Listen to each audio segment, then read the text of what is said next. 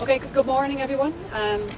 So we're 23 days to go until Brexit, and there are, I suppose, a couple of worrying reports that are coming in the last couple of days. To see reports this morning from Northern Ireland's top civil servant, David Stirling, warning of the possibility in a no-deal Brexit scenario that we could see increased unemployment, civil unrest and potential food shortages in Northern Ireland, I think provides a stark warning to political parties in Northern Ireland but also in Westminster. We've already had warnings from the head of the PSNI of the potential for increased unrest in Northern Ireland, and that's been backed up by David Stirling now.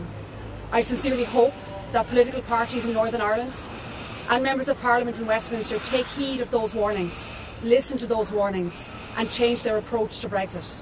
We are 23 days to go, and last night we heard that talks in Brussels have not provided any solution. We hope the talks will resume again today. We hope to see that that impasse can be overcome and that a deal can be ratified in Westminster. Certainly from our perspective, we eagerly await the amended advices of the Attorney General in the UK, Geoffrey Cox, if he does amend his legal advices, and what that might potentially mean for the backstop and the withdrawal treaty. From our perspective, an additional add-on to the withdrawal treaty, the effect of that, or the weight of that, the status of that document cannot mean that it undermines the withdrawal treaty in any way or that it undermines the backstop. We are at a very crucial point in the negotiations. I think the focus now, given that we are at committee stage with the Brexit Omnibus Bill this week, and we hope to get to final stage and have that concluded by the end of this week, and the bill will then go to the Seanad next week. But the Brexit Bill is just one part of preparations here in Ireland. We now need to see our own government genuinely and strongly step up domestic preparations. Reports from the Construction Industry Federation of Ireland that 72% of construction companies have done no Brexit analysis and are not ready for Brexit. And that 2/5 of companies, construction companies, say that they will be immediately impacted by a no-deal Brexit. That we will immediately see an increase in the cost of construction materials and therefore a knock-on increase in the price of constructing homes. So we need to now know what our government are actually going to do in the next number of weeks to assist those businesses, to assist those companies, and what financial aid package will be available to assist companies, in particular agri-food and agriculture, on the 30th of March. What we don't want to see is our government scrambling around on 30th of March in the event of a no-deal Brexit, trying to see what supports might be available. We need to know in advance of that date what supports will be available. Lisa, can I just ask you if you've seen remarks made by Sammy Wilson? He's saying he will now accept a time limit to the backstop. Can I just ask for your reaction on that? And also, what comfort do you think the Irish government now needs to give to Theresa May? I mean, obviously, our position has not changed. We've seen Britain kind of winding down a little bit on some of their very hard lines, but she has to be able to sell that deal next week somehow. She does. I mean, the Brexit situation is changing almost by the hour. Some days we're hearing positive reports that there might be a breakthrough. Other days we're hearing very negative reports that there's been no breakthrough, no progress. You know, I think Sammy Wilson's comments that he's now willing to accept a time limit, that's not a concession. You know, we can't have a time limited backstop. That's the government's position in Ireland, but it's also the EU position because it's a European Union border, not just an Irish border. In terms of the comfort that we can provide to Theresa May, you know, I noted Michel Barnier's comments yesterday that they would be willing to consider an extension of Article 50 for technical reasons, so that we would have a deal in principle effectively by the end of March, and that if there were technical issues that needed to be tidied up, that an extension would be granted on that basis. I think from the Irish government's perspective, we need to be very clear that if we get to March 28th and we don't have a deal and we have no pathway forward, we still need that extension. Because if the choice comes down to a crashed-out Brexit and an extension even without a plan as to how to move forward, we have to get support for that extension because we need to avoid a crash-out at all costs. The withdrawal agreement was defeated by 230 votes. Unfortunately, how likely do you think Theresa May can overturn that? Yeah, I mean, I think it's a tall order. My understanding is that a lot will hinge on Geoffrey Cox's advices, if he can amend those advices. You know, he's a very well-respected legal mind in the UK. He's made it very clear that he will not amend his advices unless he can amend his advices. My understanding is that the UK government are hoping that if he can amend his advices to a satisfactory position, that will be enough to get some of the more hardline Brexiteers to support the deal. Not all of them, but enough. And that the UK government will then be looking to Labour to get a number of Labour MPs to support that as well. I think that the UK government in Theresa May is relying on getting the clock to tick down, getting to that cliff edge, and that some of the Brexiteers are now concerned and afraid that they'll get no Brexit at all. And they're really worried about that possible extension. They don't want that extension. They're also relying on the fact that some Labour MPs don't want a second referendum because they're in very strong Leave constituencies. So a lot will hinge on Geoffrey Cox's advices. But from us here in Ireland, that would be significant for us too, because we will have to react to that. And it would be a difficult position for the Irish government and for us as well in the main opposition party. If those advices, very clearly say that the backstop is time limited, we will then have to look at that and see how we assess that. So, the phrase the sun, moon and stars have to line up to get this deal over the line comes to mind. But the UK government seem to have some element and some bit of positivity left that they can do that. And certainly we really hope that they can. What action does the Irish government need to take in relation to the green cards, which is generating so much media in the past couple of days? Yeah, I think Shane Ross, as the Minister for Transport, needs to get his act together. This is his portfolio. Less worrying about the digital appointments bill, which is still going through the Shannon, and more focus on the bread and butter of his own department in transport.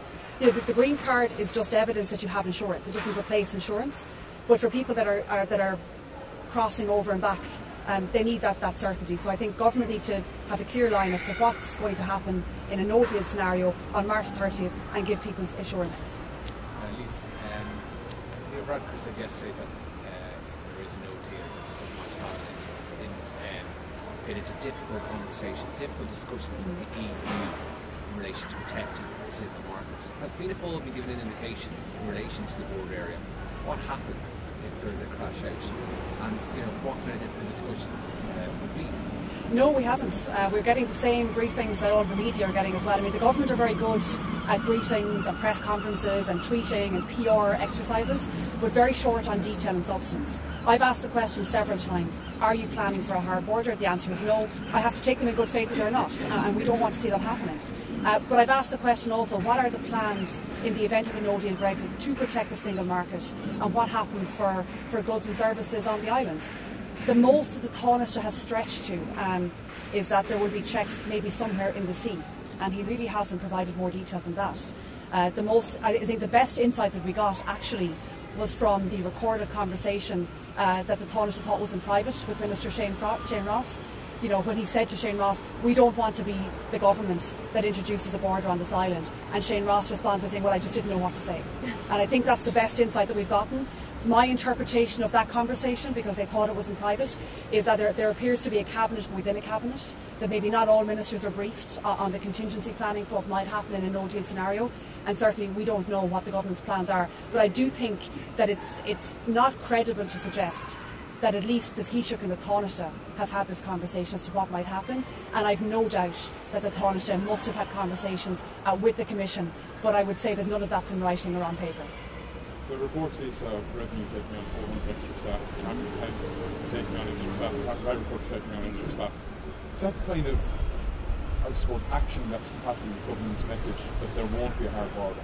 Look, I think, even in the event of a soft Brexit, we're still going to need extra staff to manage that.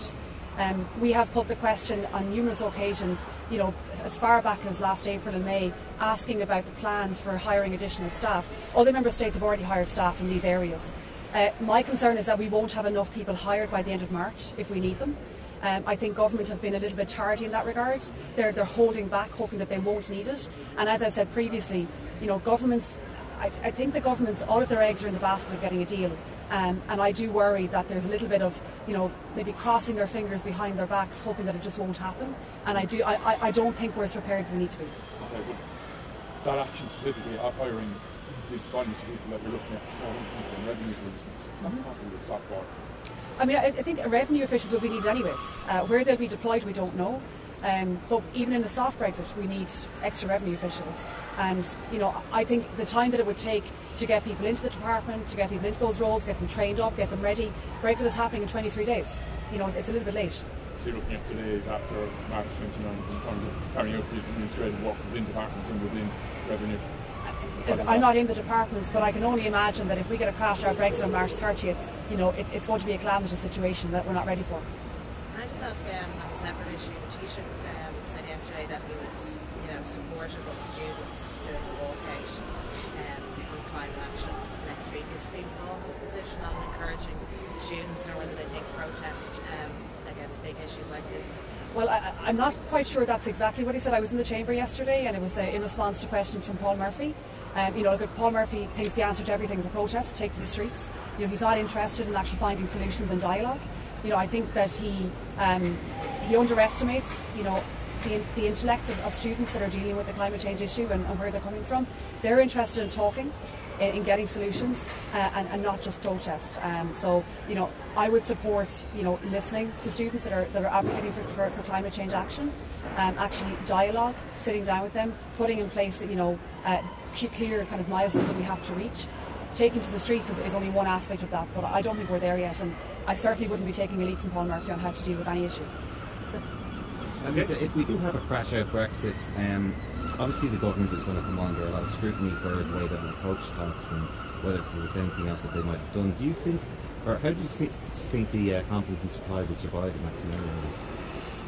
Look, it's a very different question to answer, and it's very difficult as well to go back and reassess how the negotiations were done. Obviously, we weren't at the table, we weren't involved in the negotiations directly. Would we have handled things differently? Yes, I think we would have.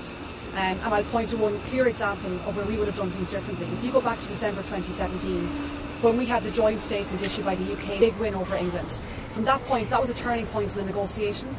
I believe that soured relations with some MPs, and I don't think we've ever recovered from the consequences of that. I think it made the backstop a toxic issue that we will need to address in a post-Brexit world, because we're still our closest neighbour, our nearest market. We want to ensure a good working relationship post-Brexit, and we want to strengthen the relationship post-Brexit. Yeah, but obviously in the chaos of a no deal, the country will need stability, but it will become even harder, I suppose, for Fianna Fáil to continue to prop up the government. Do you see that becoming an issue? Look, I think the fallout from a no deal Brexit will be severe. We will assess it as a party as to how we proceed on that point. But if you're asking me, are we going to trigger a general election straight away post-Brexit?